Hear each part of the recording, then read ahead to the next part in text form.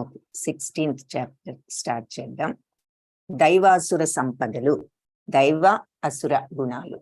దేవీ గుణాలు ఏమిటి, అసురీ గుణాలు రాక్షస గుణాలు ఏమిటి? ఓం అజ్ఞానతిమిరాంధస్య జ్ఞానాంజనశలాకయా చక్షురున్మిళితం యేన తస్మై శ్రీ గురవే నమః. శ్రీ చైతన్య మనోభీష్టం స్థాపితం యేన భూతలే స్వయం రూపః కదా మహ్యం దదాతి స్వపదాంతికం. నమో ఓం విష్ణుపదాయ కృష్ణప్రేష్ఠాయ భూతలే శ్రీమతే భక్తి వేదాంత స్వామి ఇతి నామినే. నమస్తే సరస్వతి దేవి గౌరవాణి ప్రచారిణే నిర్విశేష శూన్యవాది పాశ్చాత్య దేశధారిణే. हे कृष्णा करुणा सिंधो दीनबंधो जगत्पते गोपेश गोपिका कांता राधा कांता नमोस्तुते. तप्त कांचन गौरांगी राधे वृंदावनेश्वरी वृषभानुसुते देवी प्रणमामि हरिप्रिये. जय श्री कृष्ण चैतन्य प्रभु नित्यानंद श्री अद्वैत गदाधरा श्रीवासादि गौर भक्त वृंद. हरे कृष्ण कृष्ण कृष्ण हरे हरे, हरे राम राम राम हरे हरे. हरे कृष्ण कृष्ण कृष्ण हरे हरे, हरे राम राम राम हरे हरे. वृंदावन रम्य स्थाना दिव्य चिंतामणि धाम रतन मंदिर मनोहर. वृंदावन रम्य स्थाना दिव्य चिंतामणि धाम रतन मंदिर मनोहर. हरे कृष्ण कृष्ण कृष्ण हरे हरे, हरे राम राम राम हरे हरे. कृष्ण कृष्ण हरे हरे, कृष्ण कृष्ण हरे हरे, कृष्ण कृष्ण हरे हरे. हरे कृष्ण భక్తులందరికీ. సో 16, 17 అధ్యాయాలు ఈరోజు చూద్దాము.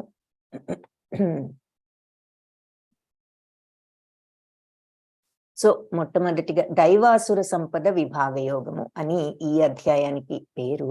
అంటే దైవీ గుణాలేమిటి, రాక్షస గుణాలేమిటి అన్నది మనం ఈ అధ్యాయంలో చూస్తాం. డివైన్ క్వాలిటీస్ అని ఇంగ్లీష్ లో, డిమానిక్ క్వాలిటీస్ అని తెలుగులో అంటాం. దైవీ గుణాలు, ఆసురీ గుణాలు అంటే రాక్షస గుణాలు. సో మొట్టమొదటగా భగవాను వాచుతో ప్రారంభం. మొదటి 3 శ్లోకాలు దైవీ గుణాలను వర్ణిస్తూ భగవంతుడు చెప్పడం చూద్దాము. శ్రీ భగవాను వాచ అభయం సత్వ సంశుద్ధి జ్ఞానయోగ వ్యవస్థితి దానం దమశ్చ యజ్ఞశ్చ స్వాధ్యాయస్తప ఆర్జవం అహింసా సత్యం అక్రోధ త్యాగ శాంతిరపైశునం దయాభూతేష్వలోలుప్త్వం మార్దవం హ్రీరచాపలం తేజ క్షమా ధృతి శౌచం అద్రోహో నాతిమానిత భవంతి సంపదం దైవీం అభిజాతస్య భారత. సో ఈ 3 కూడా దైవీ గుణాలు. అభయం, భయం లేకుండా ఉండటం. అంటే భయం లేకుండా అంటే ఏర్పడితే చేసి భయం లేకుండా ఉండటం అని కాదు. ఎప్పుడైతే భగవంతుడి మీద సంపూర్ణమైన విశ్వాసం ఉంటుందో అప్పుడు మనకు అభయం. ఏది జరిగినా భగవంతుడి ప్రసాదం అనేటటువంటి శరణాగత తత్వం వచ్చినప్పుడు ఆందోళన, భయాలనేవి ఉండవు. సో అభయం. సత్వ సంశుద్ధి, సత్వగుణం మంచితనం. సంశుద్ధి అంటే పవిత్రత, శుద్ధత్వం. జ్ఞానయోగ వ్యవస్థితి, జ్ఞానయోగంలో స్థితులై ఉండటం. దానము, దమశ్చ అంటే దమం అంటే ఇంద్రియాలను కంట్రోల్ చేసుకోగలగటం, మనస్సును కంట్రోల్ చేసుకోగలుగుతాం, నియంత్రించగలుగుతాం. ఇంద్రియ నిగ్రహం, సెన్స్ కంట్రోల్. యజ్ఞశ్చ అంటే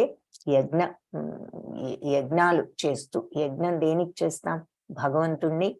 భగవంతుడికి చేస్తాం. అన్నీ కూడా అగ్నిలో అర్పిస్తూ సమిధలు భగవంతుడి కోసం చేస్తాం. అంటే ఈ రోజుల్లో మనం అలాంటి యజ్ఞాలు అందరూ చేయలేరు. కాబట్టి యజ్ఞము అంటే ఈ రోజుల్లో అర్థం ఏమిటి అంటే, ఇది జాగ్రత్తగా వినండి, పాయింట్ ఇంపార్టెంట్. యజ్ఞము అంటే ఈ రోజుల్లో ఏ పనైనా భగవంతుడికి సమర్పించి చేయటం. ఏ చిన్న పనైనా, మనం నిత్యము చేసే పని కూడా ఇది భగవంతుడికి సమర్పిస్తున్నాను అనుకుని ప్రతిఫలాపేక్ష లేకుండా చేయటమే. చేసినప్పుడు అది యజ్ఞంతో సమానం. సో యజ్ఞం అంటే అది డీపర్ మీనింగ్. ఎందుకంటే మనందరూ ఇప్పుడు ఆ యజ్ఞాలు చేసేంత సామర్థ్యం అందరికీ లేదు, ఆ మంత్రాలు అవి కరెక్ట్ గా చదువుతూ. సో యజ్ఞము అంటే ఇక్కడ భగవంతుడి ఉద్దేశం, ఏదైనా భగవంతుడికి మనస్ఫూర్తిగా సమర్పిస్తూ దాని నుంచి ప్రతిఫలాన్ని మనం ఆశించకుండా అది భగవంతుడికి అర్పిస్తున్నాను అనేటటువంటి భావంతో ఏ పని చేసినా అది యజ్ఞంతో సమానం. స్వాధ్యాయం అంటే వేదాధ్యయనం, వేదాలు చదవటం. తపస్సు అంటే ఏమిటి? మరి కళ్ళు మూసుకుని మెడిటేట్ చేస్తూ ఇదివరకు ఋషులు చేసే తపస్సు, అది ఈ రోజుల్లో మరి అందరం చేయగలమా? కాబట్టి మనకి అది అందనట్లేనా ఆ మాట తపస్సు అనేది? అంటే కాదు, యజ్ఞం లాగానే దీనికి కూడా డీపర్ మీనింగ్ ఉంది. తపస్సు అంటే ముందు ఇంకా నెక్స్ట్ శ్లోకాస్ లో, నెక్స్ట్ చాప్టర్ లో, ఈ చాప్టర్ లో చూస్తాం. బిహేవియర్, శారీరక ప్రవర్తన, మానసిక ప్రవర్తన ఎలా ఉంటుంది, అది సరి అయిన విధానంలో ఉన్నప్పుడు అది తపస్సుతో సమానం. అదేమిటో చూస్తాం ముందు. ఆర్జవం. సో అహింస, మరి హింసించకుండా ఎవరిని. అహింసలో 2 పాయింట్స్ ఉన్నాయి. ఒకటి, మనుషులను శారీరకంగానే కాదు మానసికంగా కూడా హింసించకూడదు. ఏ మనుషుల్నే కాదు, ఏ జంతువుని, ఏ జీవిని కూడా హింసించకూడదు, అది అహింస. సత్యం, సరే సత్యం పలకడం. అక్రోధ, కోపం లేకుండా ఉండటం. త్యాగం, త్యాగబుద్ధి. శాంతి, శాంతి తత్వం. మరి దయగా ఉండటం. కరుణ. భూతేశ్వలోలుప్త్వం అంటే సకల జీవుల పట్ల, అన్ని జీవరాశుల పట్ల దయతో ఉండటం. సుఖాలు వాంఛించకుండా ఉండటం. మార్దవం, మరి అంటే మృదువుగా ఉండటం. మృదుత్వం, మరి లోక విరుద్ధమైన శాస్త్ర క్షీరచాపలం. లోక విరుద్ధం, శాస్త్ర విరుద్ధమైన పనులు చేయకూడదు అనే జ్ఞానం కలిగి ఉండటం. ఇక్కడ లోక విరుద్ధమైన కర్మాచరణ యందు సిగ్గు కలిగి ఉండటం అంటే అర్థం ఏమిటి అంటే, ఇది తప్పు అని తెలుసుకుని అలాంటి పనులు చేయకుండా ఉండటం. దృఢ నిశ్చయం, మరి తేజస్సు, దృఢ నిశ్చయం, క్షమ, తేజస్సు, క్షమ, ధృతి, ఓర్పు, ధైర్యము, శుచిత్వం, ద్రోహం చేయకుండా ఉండటం, గౌరవవాంఛ లేకుండా ఉండటం. మరి కొంతమంది చాలా మంది మనం ఒక్కొక్కసారి వాళ్ళు మనల్ని గౌరవిస్తే బాగుండు, వీళ్ళు మనల్ని గౌరవిస్తే బాగుండు అనుకుంటూ ఉంటాం. అలాంటి గౌరవవాంఛ లేకుండా ఉండటం దైవీ సంపద కలిగిన వారి లక్షణాలు. సో ఇంకొకసారి, నిర్భయత్వం అంటే దేని వల్ల? శరణాగత తత్వం వల్ల. భగవంతుడే అన్ని, ఏది ఇచ్చినా ఆయన ప్రసాదం అనే మనస్తత్వం వచ్చినప్పుడు ఆ భయం, ఆందోళన ఉండవు. చిత్తశుద్ధి, ఆధ్యాత్మిక జ్ఞాన సాధన, దానము, ఇంద్రియ నిగ్రహం, యజ్ఞాచరణం, వేద పఠనం, తపస్సు, సరళ స్వభావం, అహింస, సత్యం, కోపం లేకుండా ఉండటం, త్యాగము, శాంతి, మరి ఇతరుల మీద చాడీలు చెప్పకుండా ఉండటం, సకల జీవుల పట్ల దయ, సుఖాలు వాంఛించకపోవటం, మృదుత్వము, లోక విరుద్ధమైన శాస్త్ర విరుద్ధమైన కర్మాచరణలు యందు సిగ్గు కలిగి ఉండటం.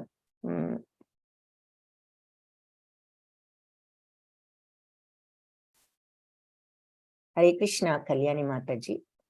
హరే కృష్ణ మాతాజీ. హరే కృష్ణ మాతాజీ. శ్రీదేవి మాతాజీకి కొంచెం క్లాస్ స్టార్ట్ అయిందని ఒక మెసేజ్ పెట్టమని చెప్తారా? హరే కృష్ణ. హరే కృష్ణ మాతాజీ.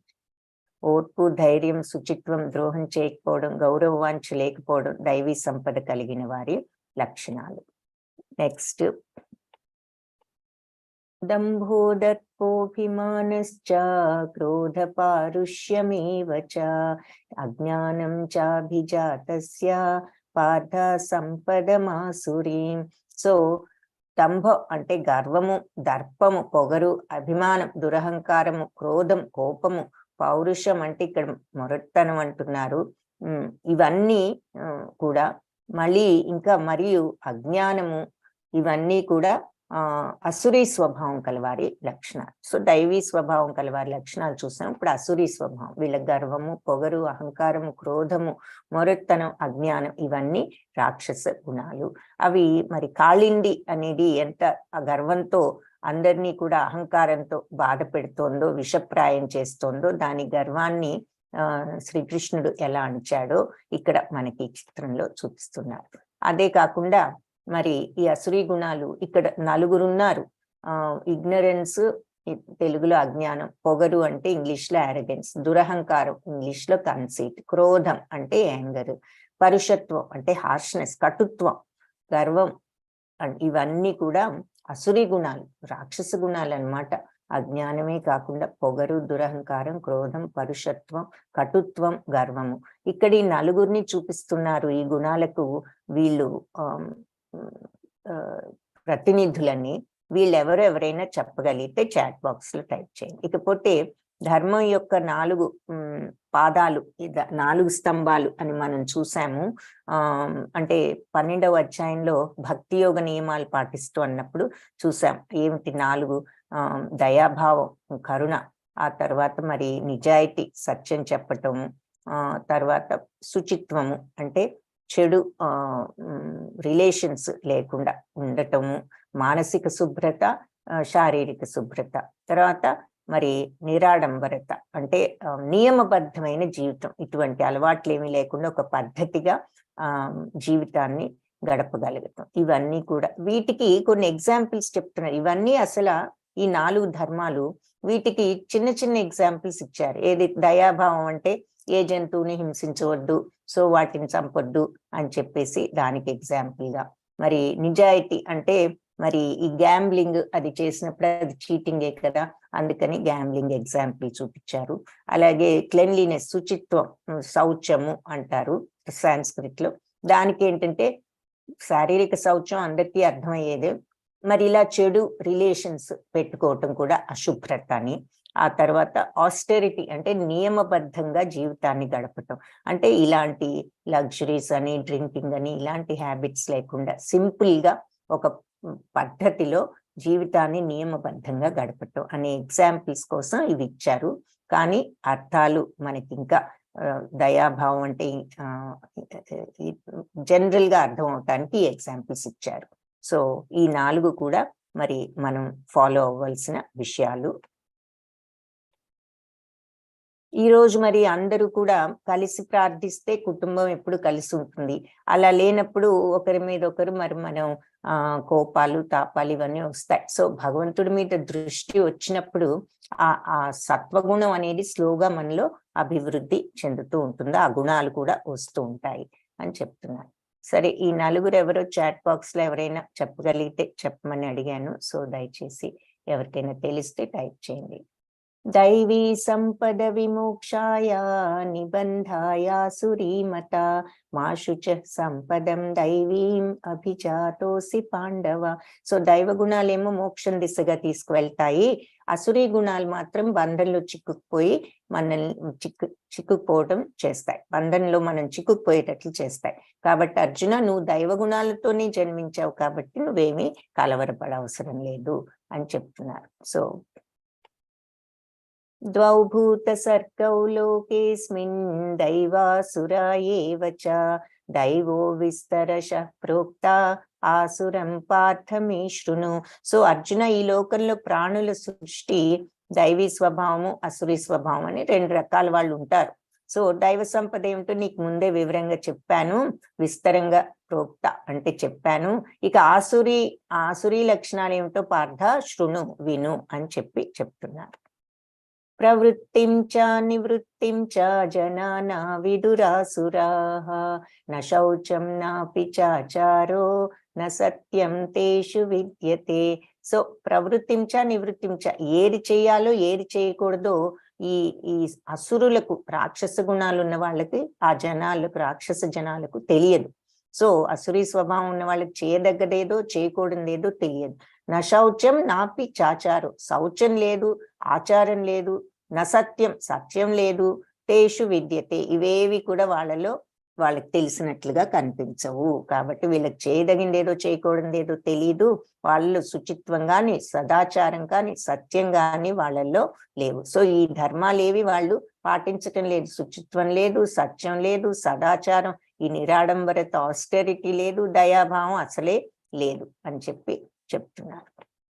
అసత్యం అప్రతిష్టం తే జగదాహురనీశ్వరం అపరస్పర సంభూతం కిమన్యత్ కామహైతుకం.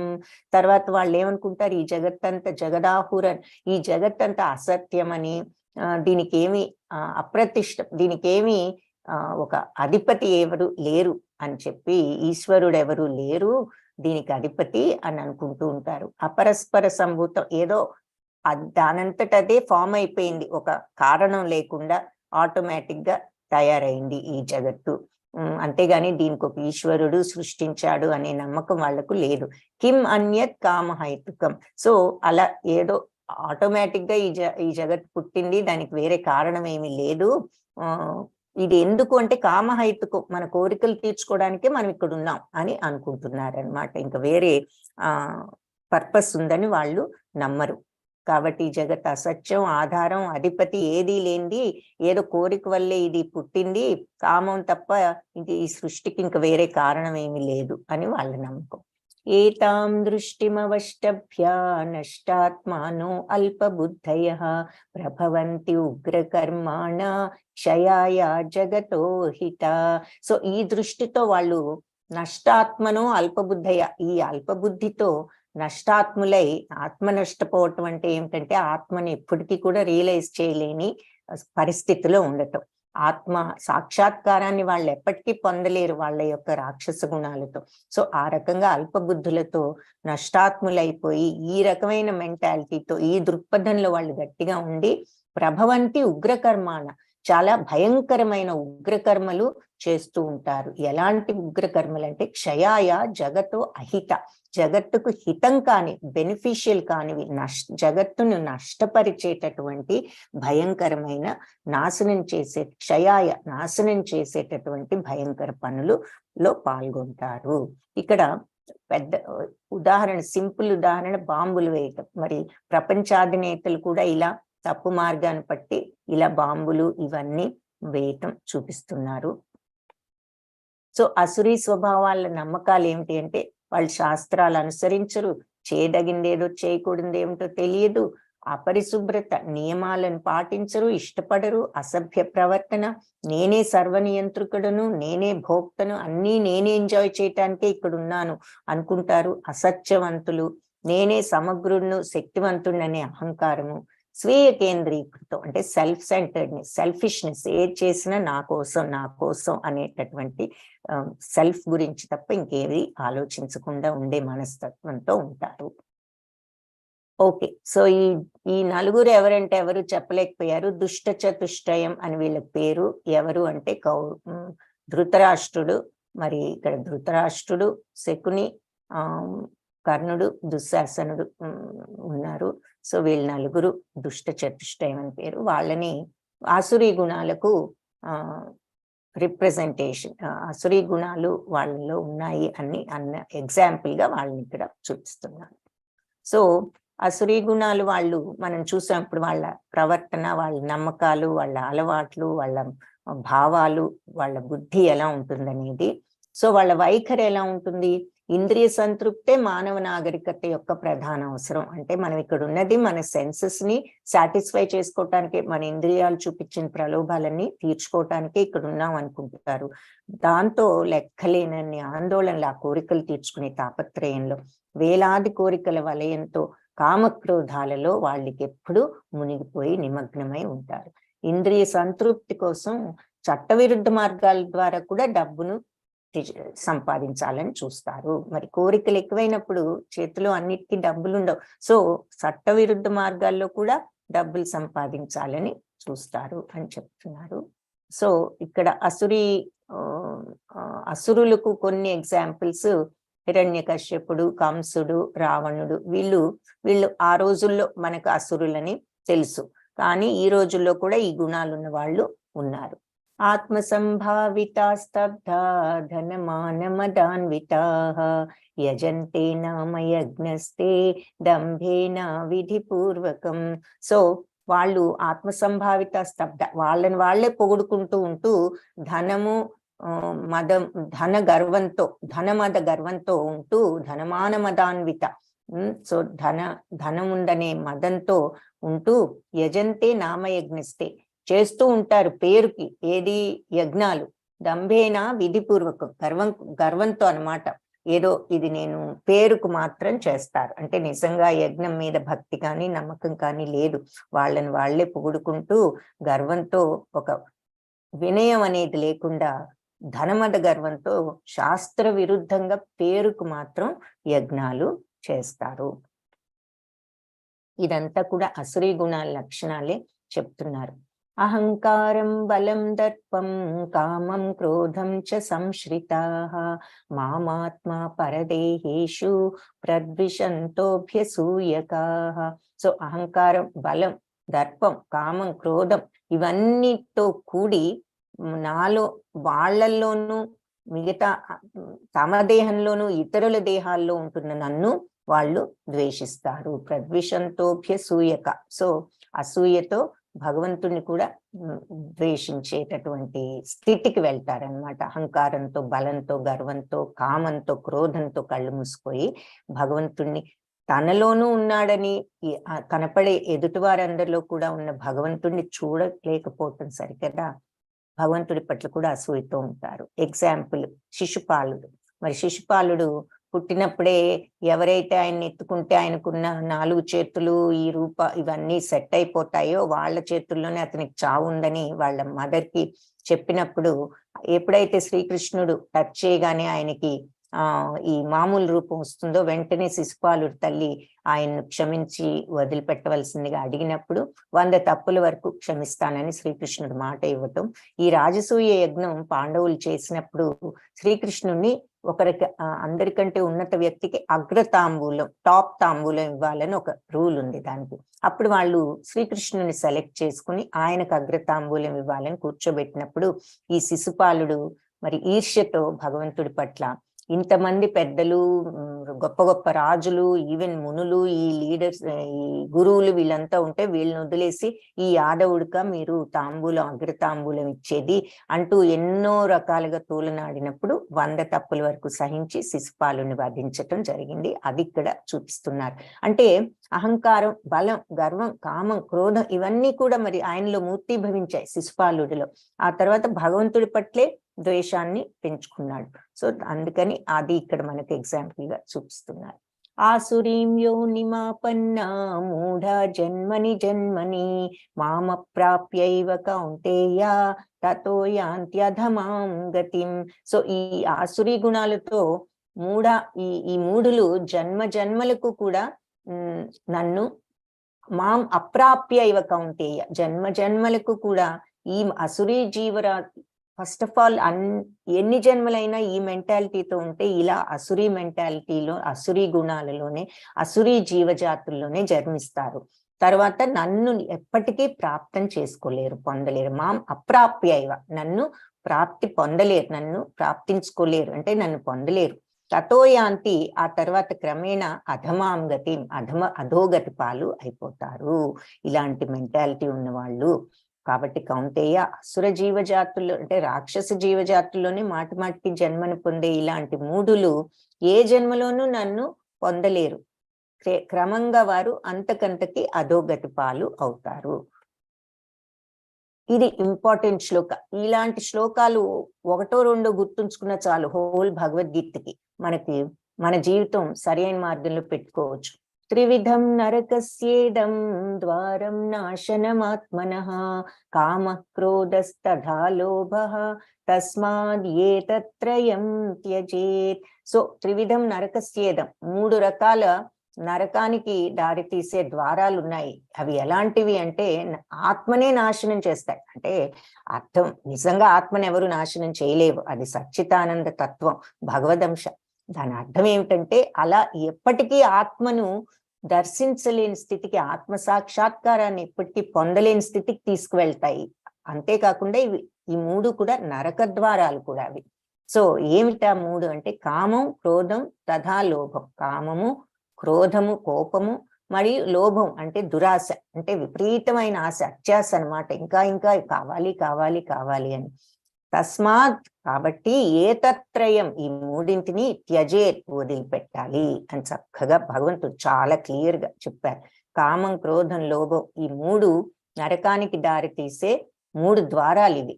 కాబట్టి ఈ మూడు నాశనం ఆత్మ వినాశనానికి కారణం. అంటే ఆత్మను ఎప్పటికీ కూడా మనం ఆత్మ సాక్షాత్కారం ఎప్పటికీ కూడా తెచ్చుకోలేము. రియలైజేషన్ మనం ఇప్పుడు చెప్తున్నాం కదా, మోక్షం అనేది ఎప్పటికీ కూడా రాదు ఈ గుణాలతో.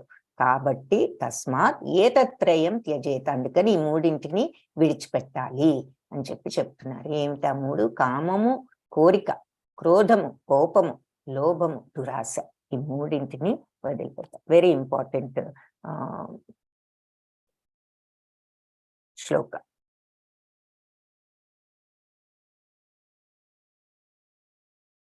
సో కామం, కోపం, దురాశ ఎగ్జాంపుల్స్. సరే, కామం ద్రౌపది వస్త్రాపహరణం, ఆవిడను ఇన్సల్ట్ చేయటం, అది కామము. ఆ తర్వాత యాంగర్, క్రోధం అంటే మరి దుర్యోధనుడికి పాండవుల పట్ల ఉన్న విపరీతమైన అర్థం లేని క్రోధం. ఆ తర్వాత మరి లోభం అంటే దురాశ, గ్రీడ్ ఇంగ్లీష్ లో. అంటే మొత్తం రాజ్యం అంతా నాకే కావాలనే దురాశ. మరి వాళ్ళు పాండవులు 5 ఊళ్ళన్నా ఇవ్వండి, ఒక్కొక్కళ్ళకి ఒక్కొక్క ఊరు ఇచ్చినా చాలని చివరికి వాళ్ళు ఒప్పుకుంటారు. ఆ 5 ఊర్లు కూడా మీకు ఇచ్చే ప్రశ్నే లేదు అని చెప్పి అతని మీకు ఏమాత్రం ఇంత చిన్న అంగుళం కూడా మీకు ఇవ్వను అని అతను భీష్మించు కూర్చోబట్టి చివరికి యుద్ధం తప్పలేదు. అది దురాశకు, మొత్తం హస్తినాపురం అంతా నాకే కావాలి అనే దురాశతో ఉండటం. ఆ దురాశకు లోభం అన్నదానికి ఎగ్జాంపుల్ గా చూపిస్తున్నారు. ఏతైర్విముక్త కౌంతేయ తమోద్వారైత్రిభిర్నరః ఆచరత్యాత్మన శ్రేయః తతో యాతి పరాం గతిం. సో కౌంతేయ, ఈ 3 దుర్గుణాలను వదిలివేసిన వాడు ఆత్మానుభూతికి అనుకూలమైన కార్యాలను చేస్తూ ఆ విధంగా క్రమంగా పరమపదం పొందుతాడు. కాబట్టి ఎవరైతే ఈ 3 గుణాల నుంచి విముక్తుడవుతాడో కౌంతేయ, తమోద్వారై త్రిభిర్నరః, వాళ్ళు ఆచరత్యాత్మ ఈ తమో గుణాలు 3ంటిని కూడా ఎవరైతే వదిలిపెడతారో వాళ్ళు ఆత్మ యొక్క శ్రేయస్సుకు అవసరమైన పనులను ఆచరిస్తూ తతో యాతి ఆ విధంగా పరాం గతిం, పరమగతిని పొందుతారు. సో ఇక్కడ మనం చూసినట్లయితే ఈ అసురీ గుణాలు ఈర్ష్య, తర్వాత కామం లస్ట్ అంటే కామం, అజ్ఞానం ఇగ్నరెన్స్, కోపం యాంగర్, ఫాల్స్ ప్రెస్టీజ్ అహంకారం, గ్రీడ్ దురాశ, ప్రైడ్ గర్వం, అటాచ్మెంట్ అంటే రాగద్వేషాలు ఉండటం.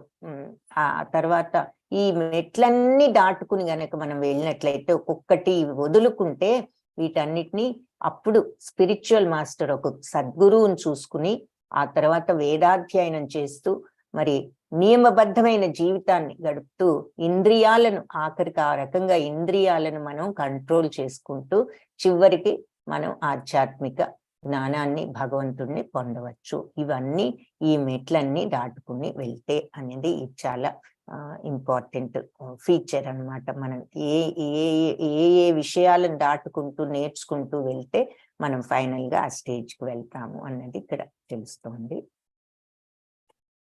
యశాస్త్ర విధిముత్సృజ్య వర్తతే కామకారతః న సిద్ధిం అవాప్నోతి న సుఖం న పరాం గతిం. సో శాస్త్ర విధులను ఎవరైతే వదిలిపెట్టేసి ఇష్టం వచ్చినట్లు పనులు చేస్తారో వాళ్ళకి నససిద్ధిం అవాప్నోతి, వాళ్ళకి సిద్ధత్వం వాళ్ళు పొందలేరు. నసుఖం, వాళ్ళకి సుఖం ఉండదు. నా పరాంగతి, పరమగతి అంటే పరంధామాన్ని కూడా చేరలేరు, పరమగమ్యాన్ని. ఎవరైతే శాస్త్ర విధులను ఉల్లంఘించి వాళ్ళు ఇష్టం వచ్చినట్లు పనులు చేస్తారో మరి పరిపూర్ణతను గాని, ఆనందాన్ని గాని, పరమగమ్యాన్ని గాని పొందలేరు. సో అంటే మరి శాస్త్ర విధులను విస్మరించటం అంటే అర్థం ఏమిటి? ఇలా తప్పుగా శౌచం లేకపోవటం అంటే తప్పు సంబంధాలు పెట్టుకోవటం, మరి గ్యాంబ్లింగ్ చేయటం, సత్యం లేకుండా ఉండటం, ఇంటాక్సికేషన్, నియమబద్ధమైన జీవితం లేదు, ఇష్టం వచ్చినట్లు ఇలా చెడు అలవాట్లకు గురి అవ్వటం, మీట్ ఈటింగ్ అంటే కరుణ లేదు, దయ లేదు. అది ఈ 4 ఎగ్జాంపుల్స్ గా మళ్ళీ చూపిస్తున్నారు శాస్త్ర విధులను ఉల్లంఘించి అన్నదానికి. తస్మాత్ శాస్త్రం ప్రమాణం తే కార్య వ్యవస్థితౌ జ్ఞాత్వా శాస్త్ర విధానోక్తం కర్మ కర్తుం ఇహార్హసి. కాబట్టి తస్మాత్ శాస్త్రం శాస్త్రం ఏ స్టాండర్డ్స్ పెట్టింది, ఏ కార్యం చెయ్యాలి ఏ కార్యం చేయకూడదో శాస్త్రం యొక్క స్టాండర్డ్ ని ఫాలో అవ్వు. శాస్త్ర విధానాన్ని తెలుసుకుని కర్మను చెయ్యి అని చెప్తున్నారు. కాబట్టి చేయదగ్గ పనేదో చేయకూడని కార్యం ఏదో నిర్ణయించుకోవటంలో మనిషికి ఎవరు, శాస్త్రమే ప్రమాణం, శాస్త్రమే చెప్తుంది ఏది చేయొచ్చు ఏది చేయకూడదు అన్న విషయం.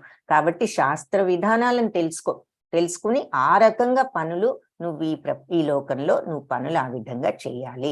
ఇక్కడ బలరామకృష్ణులు సాందీపని ముని వాళ్ళ యొక్క గురువు, ఆయన దగ్గర వాళ్ళు నేర్చుకోవడం చూపిస్తున్నారు. సో భగవంతుడు అన్ని తెలిసిన వాడైనా గురుకులంలో చేరి ఎందుకు చదువుకున్నాడంటే మనబోటి వారందరికీ కూడా గురువు యొక్క ప్రాముఖ్యతను తెలియజేయటం కోసం. సో ప్రతి వాళ్ళకి ఒక గురువు అవసరం, సరి అయిన గురువుని చూసుకుని నేర్చుకోవటం అన్నది ఇక్కడ మనకి చూపిస్తున్నారు. సో ఈ సత్యయుగంలో మనకి 4 యుగాలు ఉన్నాయి. అవి సత్యయుగం తెలిస్తే ఎవరైనా టైప్ చేయండి, అంత టైం ఉందో లేదో. బట్ సత్యయుగం 4 యుగాలు ఉన్నాయి. మొట్టమొదటి యుగం సత్యయుగం లేదా కృతయుగం అని పేరు. ఆ కృతయుగంలో మరి ఈ దైవీ గుణాలున్న వరాహదేవుడు, మరి హిరణ్యాక్షుడు, అతన్ని చంపడానికి వరాహదేవుడు వచ్చాడు. అతను రాక్షసులు. వీళ్ళిద్దరూ దేవతలు రాక్షసులు వేరు ప్లానెట్స్ లో ఉన్నారు, వేరు గోళాల్లో ఉన్నారు. త్రేతాయుగం వచ్చేసరికి నెక్స్ట్ యుగం ఏమిటి అంటే త్రేతాయుగం. సో సత్యయుగం, త్రేతాయుగం, ద్వాపర యుగం, కలియుగం 4 యుగాలు ఉన్నాయి. ఈ త్రేతాయుగంలో రాముడు రావణుడు వేరు దేశాల్లో ఉన్నారు. సో సత్యయుగంలో వేరు ప్లానెట్స్ మీద ఉంటే ఇక్కడ త్రేతాయుగంలో వేరు దేశాల్లో ఉన్నారు. ద్వాపర యుగం వచ్చేసరికి మరి దైవీ గుణాలున్న పాండవులు, అసురీ గుణాలున్న కౌరవులు ఒకే కుటుంబంలో ఉన్నారు. 2 గుణాలున్న వాళ్ళు మనకి ఒకే కుటుంబాల్లో కనపడుతున్నారు ద్వాపర యుగంలో. కలియుగంలోకి వచ్చేసరికి ఈ దైవీ గుణాలు దానవ గుణాలు ఒక్క మనిషిలోనే ఉంటున్నాయి. కాబట్టి అందరిలోనూ కూడా దానవ గుణాలు కనిపిస్తున్నాయి ఈ కలియుగంలో. కాబట్టి మనందరిలో కూడా ఈ కంసుడు శిశుపాలు లాంటి గుణాలు ఉన్నాయి. కాబట్టి ఈ గుణాలను మనం ఎలా దాటుకోవాలి, ఎలా ఈ గుణాల నుంచి బయటపడాలి అంటే భగవంతుణ్ణి తలుచుకోవటం. ఈ కలియుగంలో మరి హరినామం, హరేర్నామ హరేర్నామ హరేర్నామైవ కేవలం కలవు నాస్త్యైవ గతి అన్యథా అని చెప్పి అన్నారు. కాబట్టి ఈ నామాన్ని జపించాలి. హరే కృష్ణ కృష్ణ కృష్ణ హరే హరే, హరే రామ్ రామ్ రామ్ హరే హరే. కృష్ణం వందే జగద్గురం. ఈ గీతా పాఠంలో మనం నేర్చుకున్నది ఏమిటి అంటే దాన ప్రవృత్తులు కలిగిన వారు నీచ జన్మలను పొంది భవబంధాల్లో చిక్కుకుంటారు. కాబట్టి మనం దైవీ గుణాలు పెంపొందించుకుని శాస్త్రానుసారం జీవితాన్ని గడుపుతూ ఆధ్యాత్మిక పరిపూర్ణతను పొందాలి అని చెప్పారు. సో దైవ గుణాలను పెంపొందించుకుని ఆ దైవ గుణాలు ఏమిటో చూసాం మనం. అవన్నీ మనం పెంపొందించుకుని శాస్త్రానుసారం జీవనాన్ని గడుపుతూ ఆధ్యాత్మిక పరిపూర్ణతను పొందాలి. So next chapter 17th chapter అన్నమాట. 17th చాప్టర్ శ్రద్ధ, దీనికి కంటిన్యూయేషన్ అండి. ఆల్మోస్ట్ ఇలాగే అన్ని మనం ఏం చెయ్యాలి ఏమిటి అన్నది చూస్తాం. శ్రద్ధాత్రయ విభాగ యోగము అది ఫస్ట్. అది కూడా అర్జున ఉవాచతో ప్రారంభం. అర్జున ఉవాచ ఏ శాస్త్ర విధిముత్సృజ్య యజంతే శ్రద్ధయాన్వితాః తేషాం నిష్ఠా తు కా కృష్ణ సత్వమాహో రజస్తమః. సో కృష్ణ శాస్త్ర నియమాలు ఉల్లంఘించి వాళ్ళ సొంత ఊహ ప్రకారం శ్రద్ధతో విశ్వాసంతో పూజ చేస్తారు. అంటే శాస్త్రాలు పాటించరు, కానీ వాళ్ళకి తెలిసిన విధంగా ఏదో శ్రద్ధ విశ్వాసాలతో పూజలు చేస్తూ ఉంటారు. ఇలాంటి వాళ్ళు సాత్వికుల, రాజసుల లేక తామసికుల అని అర్జునుడు ఒక ప్రశ్న అడిగాడు. అప్పుడు భగవంతుడు ఏం చెప్తున్నారు? శ్రీ భగవానువాచ త్రివిధా భవతి శ్రద్ధ దేహినాం సా స్వభావజ సాత్వికీ రాజసీ చైవ తామసీ చేతి తాం శృణు. భగవంతుడు దేహదారి అయిన జీవుడు పొందిన ప్రకృతి గుణాలు తను అలవర్చుకు ఈ ప్రకృతిలో సత్వరజస్తమో గుణాలు ఉన్నాయి కదా, ఇందులోకి వచ్చిన వాళ్ళందరూ ఏదో ఒక గుణము కాంబినేషన్ ఆఫ్ గుణాలు అలవర్చుకుంటాం మనం. కాబట్టి మనం అలవర్చుకున్న ఈ ప్రకృతి గుణాలను బట్టి శ్రద్ధ అనేది సాత్వికమా, రాజసికమా, తామసికమా అని 3 రకాలుగా ఉంటుంది. వాటి గురించి నీకు ఇప్పుడు చెప్తాను, విను అని అంటున్నారు. సో 3 అన్నదమ్ముల ఎగ్జాంపుల్స్. ఏది? రావణుడు మరి రజోగుణం, సత్వగుణం విభీషణుడు, తమో గుణం కుంభకర్ణుడు చూస్తున్నాం. మళ్ళీ ఇక్కడ కూడా మరి సాత్వికుడు కాబట్టి రాక్షసుడైనా వచ్చి భగవంతుని శరణు వేడాడు. ఆ రకంగా అతను మరి మోక్షాన్ని పొందాడు విభీషణుడు. రాజసికానికి గుర్తు రావణుడు, తమో గుణానికి ప్రతీక కుంభకర్ణుడు. సో ఇక్కడ మోస్ట్ ఇంపార్టెంట్ పాయింట్స్ ఏంటంటే, ఎవరైనా మనం లైఫ్ లీడ్ చేస్తున్నాం, జీవితాన్ని ఇలా సాగిస్తున్నప్పుడు ముఖ్యమైన ఇవన్నీ కూడా ఏదో ఒక టైంలో చేస్తాం. శ్రద్ధ అంటే ఎవరికి వాళ్ళకి మనకి ఏదో ఒక నమ్మకం ఉంటుంది భగవంతుడి మీదో, లేకపోతే ఇక్కడ భౌతిక ప్రపంచంలో ఉన్న రాజుల మీదో, నాయకుల మీదో, ఎవరో ఒకళ్ళ మీద భక్తి అనేది ఉంటుంది. శ్రద్ధ, అది శ్రద్ధ. తర్వాత ఆహారం, ప్రతి వాళ్ళం ఆహారం తీసుకుంటాం. యజ్ఞం, అందరం యజ్ఞాలు చేయలేము, ఏది అగ్ని ముందు కూర్చుని మంత్రాలు చదువుతూ చేయలేం. కానీ యజ్ఞము అంటే ఏమని చెప్పాను? ఏదైనా సరే మనం మనస్ఫూర్తిగా భగవంతుడికి సమర్పించి ప్రతిఫలాన్ని ఆశించకుండా, ఆ ప్రతిఫలం ఏదైనా భగవత్ ప్రసాదం అనే మెంటాలిటీతో ఏ పని చేసినా అది యజ్ఞంతో సమానం. స్వభావం, ఇకపోతే మన బిహేవియర్ ఎలా ఉంది, ఎలా మాట్లాడుతున్నాం, ఎలా అవతల వాళ్ళని ఎలా ట్రీట్ చేస్తున్నాం, మనసులో మన ఆలోచన విధానం ఎలా ఉంది, అదంతా. వాక్కు, మనం ఏ రకంగా మాట్లాడుతున్నాం, మనస్సుని ఎలా కంట్రోల్ చేసుకోగలుగుతున్నామా లేదా, మన మైండ్ ఆలోచనలు ఎలా ఉన్నాయి. తర్వాత దానం, ప్రతి వాళ్ళు ఎంతో కొంత దానం చేయాలి అనేది మన శాస్త్రంలో ఉంది. సో ఇవన్నీ కూడా జీవితంలో మనం చేయవలసినటువంటి పనులు. సో ఇక్కడ ఎలా చేయాలి, ఈ ఒక్కొక్క పని ఏ విధంగా చేయాలి అనేది భగవంతుడు చెప్తున్నారు. సో అంటే మన నిత్య జీవితంలో మన బిహేవియర్ ఎలా ఉండాలో ఈ చాప్టర్ లో చాలా చక్కగా భగవంతుడు వివరించారు. ఇది ప్రాక్టికల్ గా మనం ఈ సత్వగుణం దాన్ని అధిగమించి శుద్ధ సత్వంలోకి వెళ్ళాలంటే ఈ రకమైన ప్రాక్టీస్ లో ఉండాలి. యజంతే సాత్వికా దేవాన్ యక్ష రక్షాంసి రాజసాః ప్రేతాన్ భూతగణాంశ్చాన్యే యజంతే తామసా జనాః. సో సత్వగుణంలో ఉండే మనుషులేమో దేవతలను పూజిస్తారు, రజోగుణంలో ఉండేవారేమో యక్షరాక్షసులను పూజిస్తారు, తమో గుణంలో ఉండేవాళ్ళు భూత ప్రేతాలను పూజిస్తారు. కొంతమంది భూతాలు ప్రేతాలు పూజించడం చూస్తాం. సో ఎందుకు ఈ మాట చెప్తున్నారు అంటే, శ్రద్ధతో వాళ్ళు ఇష్టం వచ్చినట్లుగా పూజ చేసే వాళ్ళు ఉన్నారు కదా అని అడుగుతున్నాడు కదా మరి అర్జునుడు. ఏది? శాస్త్ర నియమాలు పాటించకుండా వాళ్ళ సొంత ఇమాజినేషన్ తో శ్రద్ధ విశ్వాసాలతో పూజ చేసే వాళ్ళు సాత్వికుల, రాజసుల, తామసికుల అన్న మాటకు సాత్వికులైతే కరెక్ట్ గా శాస్త్రాలు చెప్పినట్లు మరి అంటే దేవతలను పూజిస్తారు. మరి రజోగుణంలో ఉన్న వాళ్ళు వాళ్ళకు ఉపయోగపడే వాళ్ళని పూజిస్తారు. మరి రాజులను, ఈ రోజుల్లో మినిస్టర్లను, నాయకులను, అలాంటి వాళ్ళని పూజిస్తారు. తమో గుణంలో ఉన్న వాళ్ళు ఇక వాళ్ళ ఓన్ ఇమాజినేషన్ తో భూత ప్రేతాలను పూజిస్తారు. అంటే ఈ రోజుల్లో చెడు అలవాట్లకు, ఈ డ్రగ్స్ కు, ఈ ఆల్కహాల్ కి, వీటన్నిటినీ కూడా పూజించటం అని మనం అర్థం చేసుకోవచ్చు. అలా చెడు అలవాట్లకి వాళ్ళు బానిసైపోయి అవే వాళ్ళకు నాయకులుగా వ్యవహరిస్తారు అని అర్థం. సో సత్వగుణంలో ఉన్నవాళ్ళు మంచితనం, దేవతలు, రజోగుణంలో ఉన్నవాళ్ళు మరి యక్షరాక్షసులు, వాళ్ళను, తమో గుణంలో ఉన్న వాళ్ళు భూత ప్రేతాలను పూజిస్తారు. శ్రద్ధ అనేది ఈ 3 రకాలుగా ఉంటుంది గుణాలను బట్టి. నెక్స్ట్ ఆహారం మనం చూసాం కదా. నెక్స్ట్ ఏమిటి? ఆహారం. ఆహారం ఏమిటి అంటే, నువ్వు తీసుకునే ఆహారాన్ని బట్టి నువ్వు ఎలాంటి మనిషి అవుతావో, నీకు ఎలాంటి గుణాలు ఉంటాయో కూడా నిర్ణయించబడుతుంది. మనం ఎప్పుడు ఆహారం అంటే శరీరానికి 3 ఉన్నాయి ఆహారానికి క్వాలిటీస్. ఒకటి శరీరానికి ఉపయోగపడటం, ఇంకొకటి ఏమో మరి వేస్ట్ అంతా బయటికి పంపటం, ఇంకొకటి మూడోది మనం ఆలోచించింది ఏమిటంటే మైండ్ మీద కూడా ఆహారం ఎఫెక్ట్ ఉంటుంది. సో మనం తినే పదార్థాలను బట్టి మన మనస్తత్వం కూడా కొంత మారుతూ ఉంటుంది. సో ఆహారం గురించి చెప్తున్నారు. ఆయుస్సత్వ బలారోగ్య సుఖ ప్రీతి వివర్ధనా రస్యా స్నిగ్ధ స్థిర హృదయ ఆహార సాత్విక ప్రియ. సత్వగుణంలో ఉన్న వారికి ప్రియమైన ఆహారాలు ఆయువును పెంచుతాయి, అంటే సాత్విక గుణంతో ఉండే వాళ్ళు తీసుకునే ఆహారాలు, వాళ్ళు ఇష్టపడే ఆహారాలు ఆయువుని పెంచుతాయి, బుద్ధి బలం పెంచుతాయి, ఆరోగ్యాన్ని, ఆనందాన్ని, సంతృప్తిని ఇస్తాయి. ఇవి రస్యా స్నిగ్ధ స్థిరా హృదయ, అంటే రసవంతం, పుష్టికరం, ఆరోగ్యకరం మరియు ఆహార సాత్విక ప్రియ, ఆ హృదయానికి కూడా ఆహ్లాదకరంగా ఉంటాయి.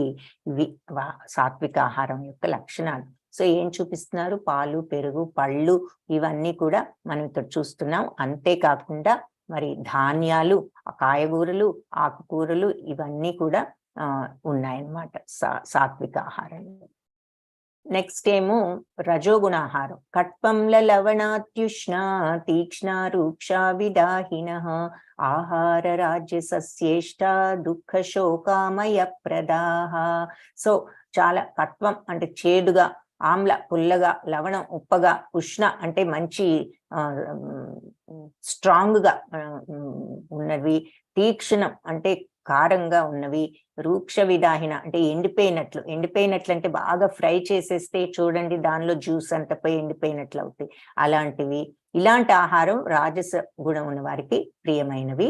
అవి ఏం చేస్తాయి అంటే దుఃఖాన్ని, శోకాన్ని పెంపొందింపజేస్తాయి. సో చాలా చేదుగా, పుల్లగా, ఉప్పగా, వేడిగా, పదునుగా, మరి అంటే ఘాటుగా ఉన్నవి, పొడిగా అంటే వేయించేసి డ్రై అయిపోయినవి, దహనం చేసింది అంటే అది అర్థం, డ్రై అయిపోయినవి.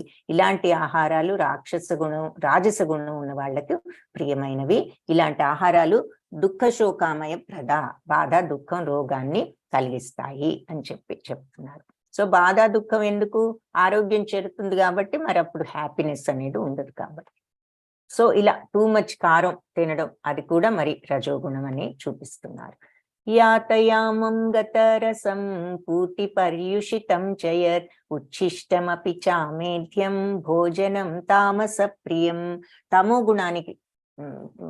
గుణానికి చెందిన వారికి ప్రియమైన ఆహారాలు తినడానికి 3 గంటల ముందు తయారు చేసిన ఆహారం, రుచి లేనిది, కుళ్ళినది, వాసన పట్టినవి, ఇతరులు తినగా మిగిలినవి, అంటరాని వస్తువులు అంటే కొన్ని మనం తినకూడని మీట్ అనుకోండి, ఏదైనా సరే అలాంటి వస్తువులతో కూడిన ఆహారం తమో గుణం ఉన్న వారికి ప్రియమైనది అని చెప్తున్నారు. సో తినడానికి 3 గంటల ముందంటే దాని అర్థం ఏమిటి అంటే ఫ్రెష్ గా ప్రిపేర్ చేసిన ఆహారం. సో మేము మార్నింగ్ వెళ్తాము, మరి వంట చేసుకుని ఆఫీస్లో మరి 9ంటికి వెళ్తే 12ంటికి కానీ తినం, మరి 3 గంటలు అయింది అని అనుకోవచ్చు. ఎప్పుడైతే మనం ప్రసాదంగా భగవంతుడికి వండిందంతా మనం నైవేద్యం చేస్తామో ఆ ప్రసాదం అయితే తర్వాత తిన్నా పర్వాలేదు. తర్వాత మరి సరి అయిన ఆహారం లేనప్పుడు ఏమవుతుంది? ఇలా ఫ్యాటీ ఫుడ్స్ అన్ని తీసుకున్న వాళ్ళు ఇలా ఉంటారు, సాత్విక ఆహారం తీసుకున్న వాళ్ళు ఇలా ఉంటారు అని చెప్తున్నారు. కాబట్టి నువ్వు తిన్న దానిని బట్టి నువ్వు కూడా ఆ ప్రకారంగానే నీ ఆరోగ్యం కానీ, నువ్వు కానీ, నీ మెంటాలిటీ, నీ గుణాలు కూడా మారుతూ ఉంటాయి అని చెప్తున్నారు. సాత్విక ఆహారం ఎగ్జాంపుల్స్ మళ్ళీ పాలు, పెరుగు, పళ్ళు, కూరగాయలు, ఇవన్నీను. మరి రజోగుణం అంటే మరి బాగా కారంగా ఉన్నాయి, ఘాటుగా ఉన్నాయి, కాఫీలు ఎక్కువగా తీసుకోవటం, మితం లేకుండా, మరి ఇటువంటివన్నీ బాగా వేయించినవి కానీ ఇలాంటివి రజోగుణం ఉన్న వాళ్లకు. ఆ తర్వాత తమో గుణంలో ఉన్న వాళ్ళు మరి మీట్ విపరీతంగా తినడము, మరి 3 స్కూప్స్ ఐస్ క్రీమ్ ఒక్కటి కూడా కాదు. సో అలాంటివన్నీ, మరి కోక్, ఇవన్నీ ఎక్కువగా తాగటం, ఇవన్నీ చూపిస్తున్నారు తమో గుణం. సో సత్వగుణంలో ఉన్న ఆహారం తీసుకుంటే బ్యాలెన్స్డ్ గా ఉంటాం, ఒక హార్మనీ, ఎప్పుడు కూడా మనస్సు సరి అయిన మార్గంలో ఉంటుంది, శాంతంగా ఉంటుంది, స్వచ్ఛత ఉంటుంది. అదే రజోగుణంలో ఉంటే ఎప్పుడు కలవరము, మరి ఏదో ఆందోళన, విపరీతమైనటువంటి పని చేయాలని అంటే విపరీతంగా అది చేయాలి, ఇది చేయాలని ఆదుర్త, ఈ కోరికలు విపరీతంగా ఉండటం జరుగుతుంది. తమో గుణంలో ఉండే వాళ్ళకి ఎప్పుడు కూడా ఒక రకమైన జడత్వం, ఏమీ చేయకుండా అందరి మీద కోపం, ఏదో నేనే బాధలో ఉన్నానని ఆ డల్నెస్, ఇదంతా కూడా తమో గుణంలో ఉన్న వాళ్లకు ఉండే లక్షణాలు. సో ఈ ఆహారం వల్ల ఈ లక్షణాలన్నీ కూడా పెంపొందుతాయి. అఫలాకాంక్షిభిర్యజ్ఞో విధిదృష్టోయ యుజ్యతే యష్టవ్యమేవేతి మనః సమాధాయ సాత్వికః. సో ఇక్కడ ఆహారం చూసాం, శ్రద్ధ చూసాం, ఆహారం చూసాం. ఇప్పుడు యజ్ఞం ఎలా చేయాలో చూస్తున్నాం. సో శాస్త్ర ఆదేశాల ప్రకారం విధిగా అంటే నా బాధ్యత అనుకుని ప్రతిఫలం కోరుకోకుండా మనసులో దృఢ సంకల్పంతో చేసే యజ్ఞం సత్వగుణంలో చేసే యజ్ఞం కింద లెక్క. సో ఫస్ట్ పాయింట్ ఏమిటి, మనం నా బాధ్యత అనుకుని చేయాలి. ఇదేదో గొప్పగా నేను చేస్తున్నాను అనే ఫీలింగ్ కాదు, ఇది నా బాధ్యత, నేను చేయాలి అనే అనుకోవాలి. ప్రతిఫలం కోరుకోకుండా, ప్రతిఫలాన్ని ఆశించకుండా అలా దృఢ సంకల్పంతో చేసే యజ్ఞం సత్వగుణంలో చేసే యజ్ఞం. ఋషులందరూ నిజమైన యజ్ఞాలు అలాగే చేసేవారు. మనం ఇప్పుడు ఏ పని చేసినా ఇలా చేసినట్లయితే, నా బాధ్యత అనుకుని చేసినట్లయితే తప్పకుండా అది ప్రతిఫలం కోరుకోకుండా అది కూడా యజ్ఞంతో సమానం అని చెప్పుకున్నాం. సో ఈ కలియుగంలో మళ్ళీ యజ్ఞం ఏమిటి, అందరం చేయాల్సిన యజ్ఞం సంకీర్తన యజ్ఞం. హరే కృష్ణ కృష్ణ కృష్ణ హరే హరే, హరే రామ్ రామ్ రామ్ హరే హరే. చైతన్య మహాప్రభు చూస్తున్నాం మనం ఇక్కడ. సో ఆయన తర్వాత నిత్యానంద ప్రభు, మరి శ్రీవాసాది గౌర భక్త బృంద వీళ్ళంతా ఆయనతో పాటు ఉన్నారు. ఈ చైతన్య మహాప్రభువే మనకు హరే కృష్ణ మహామంత్రాన్ని ఇచ్చారు 15వ శతాబ్దంలో. ఆయన శ్రీకృష్ణుడి అవతారమేనని చెప్తారు. అభిసంధాయతు ఫలం దంబార్థమపి చైవయత్ ఇజ్యతే భరత శ్రేష్ఠ తం యజ్ఞం విద్ధి రాజసం. సో ప్రతిఫలాపేక్షతో కరెక్ట్ గా ఆపోజిట్ ఆఫ్ సత్వగుణ యజ్ఞం అన్నమాట. ఇది వాళ్ళేమో విధిగా ఇది నా బాధ్యత అనుకుని చేస్తే, వీళ్ళు ప్రతిఫలం కోసమే చేస్తారు. అహంకారం కోసం చేసే యజ్ఞం రజోగుణ స్వభావం అని తెలుసుకో అని చెప్తున్నారు. సో అందులోనేమో నా బాధ్యత ప్రతిఫలం కోరుకోకుండా చేస్తున్నారు, అప్పుడు అది సత్వగుణ యజ్ఞం అయింది. ప్రతిఫలం కోసమే అహంకారంతో చేసే యజ్ఞం రజోగుణ యజ్ఞం. ఇక్కడ ఇతను మరి అందరికీ డబ్బులు ఇస్తున్నాడు, కానీ గర్వంగా ఇస్తున్నాడు, అందరూ నన్ను పొగడాలి అనేటటువంటి ఉద్దేశంతో ఇస్తున్నాడు, కానీ మంచిగా నిజంగా అవతల వాళ్ళకి సహాయపడాలనేది లేదు, కాబట్టి అది రజోగుణ యజ్ఞం. ఇకపోతే విధిహీనం అసృష్టాన్నం మంత్రహీనం అదక్షిణం శ్రద్ధా విరహితం యజ్ఞం తామసం పరిచక్షతే. సో విధిహీనం అంటే అసలు శాస్త్రాల మీద గౌరవం లేకుండా, అసృష్టాన్నం ప్రసాదం లేకుండా, మంత్రాలు లేకుండా, దక్షిణ లేకుండా, మరి యజ్ఞం చేసినప్పుడు బ్రాహ్మణులకు దక్షిణ ఇస్తూ ఉంటారు, ఆ దక్షిణలు లేకుండా, శ్రద్ధావిరహితం అసలు శ్రద్ధే లేకుండా యజ్ఞం చేసినప్పుడు అది తమోగుణ యజ్ఞం అని అంటారు అని చెప్తున్నారు. సో ఇక్కడ ఏం చూస్తున్నాము, ఈ మనుషులు ఏదో సామానంతా లోపల ఉన్న సామాను షాపులు అవనివ్వండి, ఇల్లు అవనివ్వండి తీసుకొచ్చి రోడ్డు మీద పడేసి దహనం చేస్తున్నారు. దీన్ని ఎందుకు చూపిస్తున్నారు తమోగుణ యజ్ఞానికి నిదర్శనంగా? ఎందుకంటే యజ్ఞం అనేది మరి మనం ఈ రోజుల్లో అగ్ని ముందు కూర్చుని సమిధలు వేస్తూ చేసే యజ్ఞాలు ఎక్కడో ఒకళ్ళు తప్ప అందరం చేయలేం మనలాంటి వాళ్ళు. కాబట్టి దీని అర్థం ఏమిటంటే ఏం చెప్పుకున్నాం, యజ్ఞం అంటే ఏమని చెప్పుకున్నాం, ఏ పనైనా భగవంతుడికి అర్పించి మనం నా బాధ్యత అనుకుంటూ చేసి ప్రతిఫలాసక్తి లేకుండా ఉన్నప్పుడు అది యజ్ఞంతో సమానం అని చెప్పుకున్నాం. కాబట్టి ఇక్కడ తమోగుణ, అది సత్వగుణ యజ్ఞం. తమోగుణ యజ్ఞానికి ఎందుకు ఇది ఎగ్జాంపుల్ అయింది అంటే, వీళ్ళు ఎవరికి ఉపయోగపడని పని, మామూలుగా అయితే భగవంతుడికి అర్పించి చేయాలి, వీళ్ళు అలా కాకుండా ఈ పనిని వాళ్ళు చేస్తూ అవతల వాళ్ళకి నష్టం కలిగించే పని చేస్తున్నారు. మరి ప్రసాద వితరణ యజ్ఞం చేసినప్పుడు అవతల వాళ్ళకి ఎంతో కొంత ప్రసాదం, భగవత్ ప్రసాదం అని పెడుతున్నాం. ఇక్కడ ఏముంది ప్రసాదం? ఏమీ లేదు. మరి వేద మంత్రోచ్చారణ లేకపోగా చెడు మాటలు పలుకుతున్నారు. దక్షిణ లేకపోగా అంటే అవతల వాళ్ళకి దక్షిణ ఇస్తాం కొంత గొప్ప, అది లేకపోగా వాళ్ళ సామాన్ తీసుకుని వాళ్ళకి నష్టం కలిగిస్తున్నాం తగలబెట్టి. సో పైగా శ్రద్ధ లేదు, అశ్రద్ధ, అహంకారం, ఈ రకంగా ఆచరించే యజ్ఞం పని మరి తమోగుణ యజ్ఞం అని చెప్తారు అని చెప్తున్నారు. దేవద్విజ గురు ప్రాజ్ఞ పూజనం శౌచమార్చవం బ్రహ్మచర్యం అహింసా చ శారీరం తప ఉచ్యతే. సో ఇప్పుడు మనం శ్రద్ధ చూసాం, ఆహారం చూసాం, యజ్ఞం చూసాం. ఇప్పుడు స్వభావం ఎలా ఉండాలి అనేది భగవంతుడు చెప్తున్నారనమాట. ఏమిటో చూద్దాం. స్వభావం అంటే దేవదేవుణ్ణి, ద్విజులు అంటే బ్రాహ్మణులను, గురువులను, పెద్ద ప్రాజ్ఞులు అంటే పెద్దవాళ్ళు, తల్లిదండ్రులు లాంటి పెద్దలను పూజించటం, పవిత్రంగా ఉండటం. తర్వాత అది శుచిత్వం, సరళత్వం, బ్రహ్మచర్యం, అహింస అనేవి శరీరంతో చేసే తపస్సులు. కాబట్టి శుచిత్వం అంటే ఏం చెప్పుకున్నాం కదా, చెడు రిలేషన్స్ పెట్టుకోకుండా సరళత్వం, మృదువుగా ఉంటూ అహింస, ఎవరిని హింసించకూడదు, ఏ జంతువుని హింసించకూడదు, మాటలతో కూడా ఎవరిని హింసించకూడదు, అది అహింస. బ్రహ్మచర్యం అంటే మరి అందరు మనలాంటి గృహస్థులు అందరూ క్వాలిఫై అవ్వరా అని మనకు డౌట్ రావచ్చు. బ్రహ్మచర్యం అంటే మనం చేయవలసిన టైం ఉంది. బ్రహ్మచర్యం అంటిల్ గృహస్థ అయ్యే వరకు మనం బ్రహ్మచారులుగా ఉండాలి, చెడు అలవాట్లు లేకుండా. ఆ తర్వాత గృహస్థు, ఆ తర్వాత వానప్రస్థం, ఆ తర్వాత సన్యాసం అని 4 దశలు ఉన్నాయి. అది ఇక్కడ అర్థం అన్నమాట. అది శారీరక తపస్సు ఇలా ఉండాలి. పెద్దవాళ్ళని పూజించటం, పవిత్రంగా ఉండటం, శుచిత్వం, చెడు అలవాటు లేకుండా మృదువుగా ఉండటం, బ్రహ్మచర్యము, అహింస, ఇవన్నీ శారీరక తపస్సులు. ఇక్కడ ఇంకొక పాయింట్ ఉన్నది.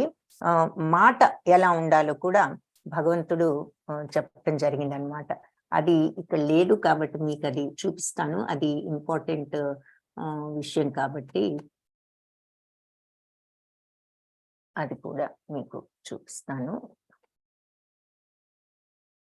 మాట అనేది ఎలా ఉండాలి అనేది భగవంతుడు చెప్పారు. మీరు శ్లోకాలు వినుంటే మీరు చూస్తారు, వినే ఉంటారు. 15వ శ్లోకం అనుకుంటా అది.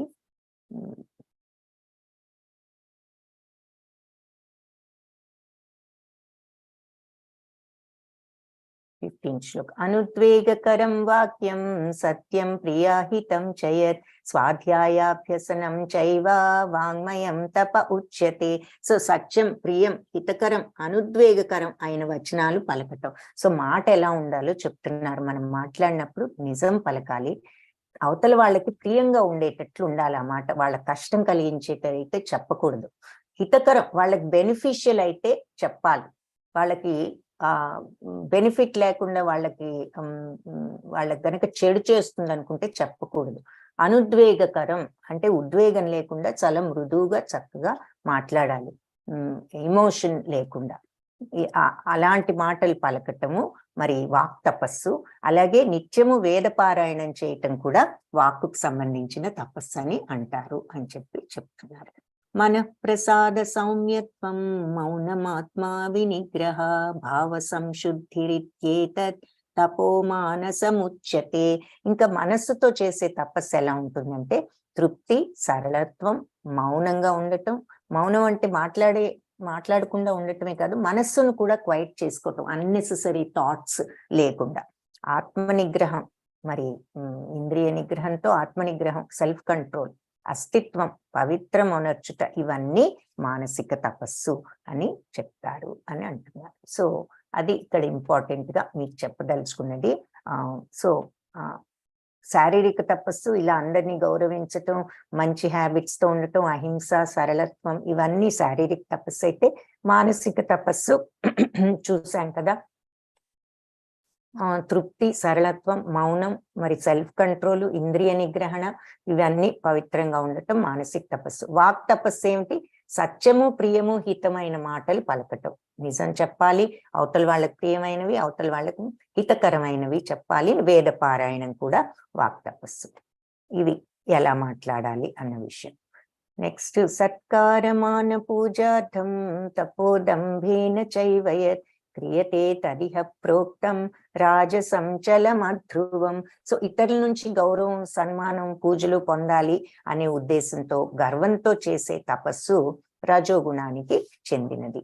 ఇది అస్థిరము, అశాశ్వతం. దీనికి ఏమి బెనిఫిట్స్ అనేవి ఉండవు. ఎందుకు చేస్తున్నారు ఈ పనులు? మరి నిజంగా ఈ తపస్సు ఏది అందరినీ గౌరవించటం ఇలాంటివి లేకపోగా వాళ్ళు ఎందుకు చేస్తున్నారు అంటే, మరి అందరినీ మనకి పూజలు, అందరూ మనల్ని పొగడాలి అనే ఉద్దేశంతో చేస్తున్నారు కాబట్టి దానివల్ల వాళ్ళకి ఏ బెనిఫిట్ కూడా రాదు. మూఢగ్రాహీణాత్మనో యత్పీడయా క్రియతే తపః పరస్యోత్సాదనార్థం వా తత్తామసం ఉదాహృతం. ఇకపోతే వాళ్ళే హింసించుకుంటూ, ఇతరులను నాశనం చేస్తూ, గాయపరచడం, ఇలాంటి మూర్ఖత్వంతో కొందరు తపస్సు చేస్తారు. అది తమో గుణానికి సంబంధించింది. ఇక్కడ ఎగ్జాంపుల్ ఏంటి? మరి వాళ్ళే అంటే ఇదివరకు రోజుల్లో కొందరు రాక్షసులు వాళ్ళు చేతులు కట్ చేసుకుని ఆ బ్లడ్ వేస్తూ అగ్నిలో, ఆ తర్వాత ఇలా హింసించుకుంటూ చేసేవారు. తర్వాత నాశనం చేయడం, గాయపరచడం, వేరే అలాంటివన్నీ కూడా తమో గుణానికి చెందిన తపస్సులు. ఈ రోజుల్లో ఎగ్జాంపుల్స్ ఏమిటి? మరి బ్యాడ్ హ్యాబిట్స్, డ్రింకింగ్, తర్వాత డ్రగ్స్ ఇలాంటివి తీసుకుంటూ అంటే వాళ్ళని వాళ్ళే హింసించుకుంటున్నారు. సో అది తమో గుణానికి చెందిన తపస్సు, బిహేవియర్ అని అర్థం. ఇక్కడ తపస్సు అంటే బిహేవియర్ అని అర్థం. దాతవ్యమితి యద్దానం అదే కాకుండా వాళ్ళు ఎలా చేస్తారంటే ఈ తపస్సు దేనికోసం చేస్తారు? వాళ్ళని వాళ్ళు హింసించుకుంటూ చేస్తారు, ఇతరులను నాశనం చేయటం కోసం వాళ్ళు ఈ తపస్సు చేస్తారు. ఇక్కడ ఎగ్జాంపుల్ ఏం చూపిస్తున్నారు? మరి అతను భస్మాసురుడు ఎవరి తల మీద చేయి పెట్టినా వాళ్ళు వాళ్ళు భస్మం అయిపోవాలని కదా. అలాంటి బ్యాడ్ ఇంటెన్షన్స్ తో వాళ్ళు తపస్సు చేసిన, అంటే ఏ పని చేసినా అలా అవతల వాళ్ళకి హాని కలిగించాలి అనేటటువంటి ఉద్దేశంతో చేసినప్పుడు ఆ పనులు అవి తమో గుణ, అలాంటి ప్రవర్తన తమో గుణానికి చెందినది. దాతవ్యమితి యద్దానం దీయతేనుపకారిణే దేశే కాలే చ పాత్రే చ తద్దానం సాత్వికం స్మృతం. ఇప్పుడు దానం ఎలా చేయాలో చెప్తున్నారు, ఎలా చేస్తారు ఈ 3 గుణాలు.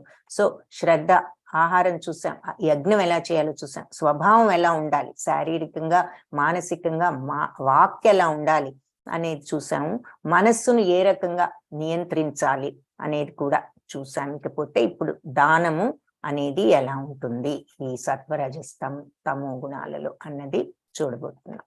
లాస్ట్ పాయింట్ అన్నమాట. సో ప్రతిఫలాపేక్ష లేకుండా, ప్రతిఫల వాంఛ లేకుండా సరైన సమయంలో సరైన ప్రదేశంలో యోగ్యుడైన వ్యక్తికి కర్తవ్య భావనతో ఇచ్చే దానం సత్వగుణ దానం అని చెప్తారు. సో ముందు ఇంపార్టెంట్ పాయింట్ ఏమిటంటే అసలు ఇది నా డ్యూటీ అనుకుని ఇవ్వాలి. ఇదేదో గొప్పకిస్తున్నాను, వాళ్ళు పొగుడుతారని ఇస్తాను, వీళ్ళు అలా కాదు. ఇది నేను ఇవ్వవలసిన బాధ్యత నాకు ఉంది, ఇది నా బాధ్యత అనే కర్తవ్య భావం ఉండాలి.